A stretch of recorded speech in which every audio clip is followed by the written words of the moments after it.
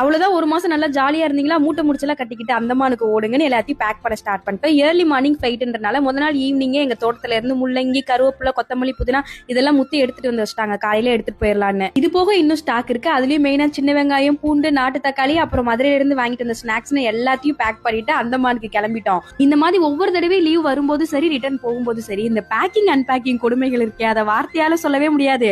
யாரெல்லாம் இதை இப்போ வரைக்கும் அனுபவிச்சுட்டு இருக்கீங்கன்னு கமெண்ட்ல ஷேர் பண்ணுங்க.